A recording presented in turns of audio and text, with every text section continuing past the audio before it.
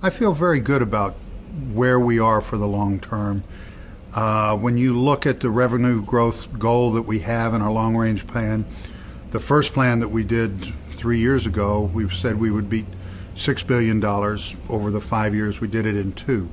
We now have a $7.5 billion goal over the next now 3.5 years of the plan. And we believe that with the initiatives that we have and the things that we've got going on, we can achieve those goals. In fact, one of our best businesses right now, when you look at our business, is in Europe. Our business in Australia Pacific is also doing well. And so we think that the strength of the United States plus these other markets will allow us to grow. Interesting enough, a couple of years ago, people were saying, Europe, boy, that's going to be really, really tough. Now Europe is one of our fastest growing businesses. And people are saying, how can you build more stores? You got that acquisition. There are more things you can do in Europe. And then, I guess universally, you've got the .com business, which we look as another significant growth opportunity. In fact, it's our fastest growing business, growing over 40% a quarter for the last 4 quarters. I think the secret's having the product that the customer wants. When you look at Europe, we look at the countries as individual markets, and one of the things that we've been able to do and has really allowed us to develop that business is that the product in Germany is different than the product in Italy, is different than the product in the UK, is different than the product in Spain, because those customers have different desires and expectations of their athletic shoes, the type of apparel they wear.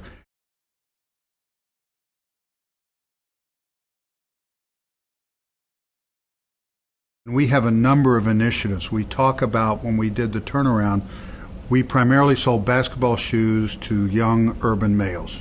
So we were a one-leg stool.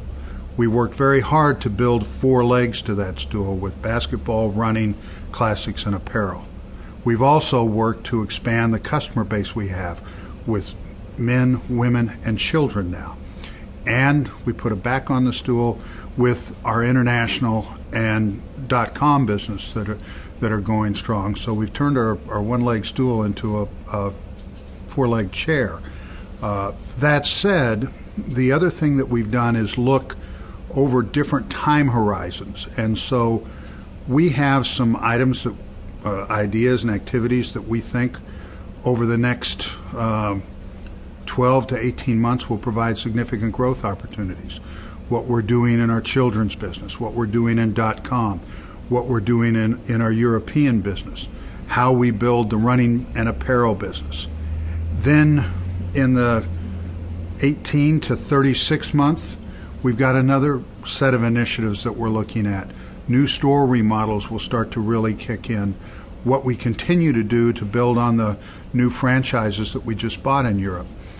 Continuation of building our .com business and our team sport business. And then in the longer term, that 36 plus month, we have a very strong initiative. In fact, I just came from a meeting where we spent a little over an hour talking about our women's business.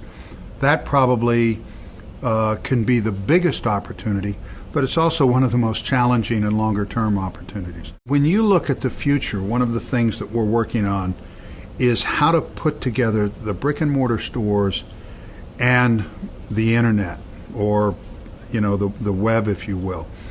And people are trying to do that, but we're looking at some ideas that really connect our capabilities online with our capabilities in the stores. We know that the millennials and younger people like to go to stores. We also know they like to be online. We know that our products can be challenging to buy online because looking at the texture of a shoe, the fit of a shoe, the feel of a shoe can be tough to get online. How we hook that up with the stores is going to be important. How we train our associates, how we educate the customer, how to train for a marathon or prepare for the basketball game. So linking that technology and having the store people be as informed as the customer coming in with their smartphone is what's really going to be important.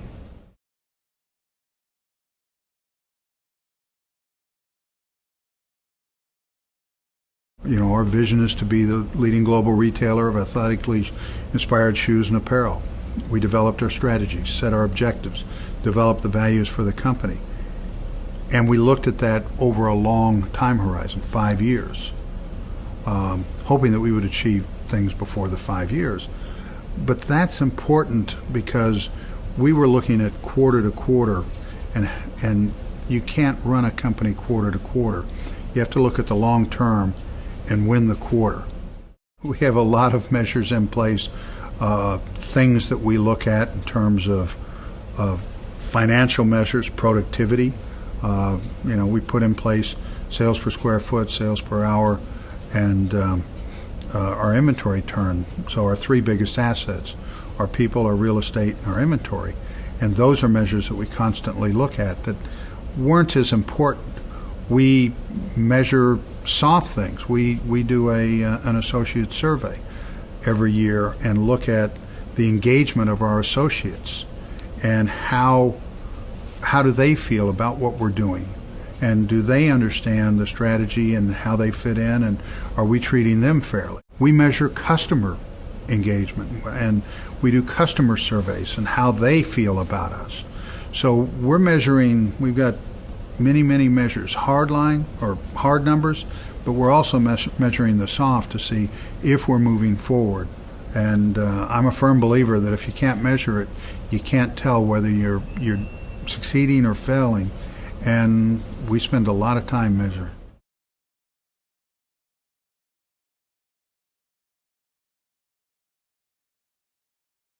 Any government's priority needs to be taking care of its people, and the primary way that a government can take care of its people is to provide jobs for them so they can take care of themselves. So providing jobs, you look at Europe. Europe has a history of youth unemployment that's normally 2 to 3 times what the overall rate is. And as a result, they've got a very tough labor situation there, and it's a history of this. The United States, historically, youth unemployment has been higher, but 25 to 50% higher, not 200 to 300% higher. Well, guess what? We are now at that 2 to 300%. And you hear a lot of reports about kids being frustrated, graduating from college, not being able to find a job, people getting in trouble because they don't have an opportunity. And we need to make sure that we provide that kid, that young person, a good opportunity so they can have a good life, take care of themselves, and contribute. And so I look at government and say, help us provide the opportunities. One of the biggest things we do as a company, we have over 35,000 associates, so we provide an opportunity for them to grow and develop. I go in 99 district managers for Foot Locker. Of the 99, 97 of them started out part-time in Foot Locker. Everybody talks about jobs, but it's not getting the emphasis and opportunity that we probably needs to have.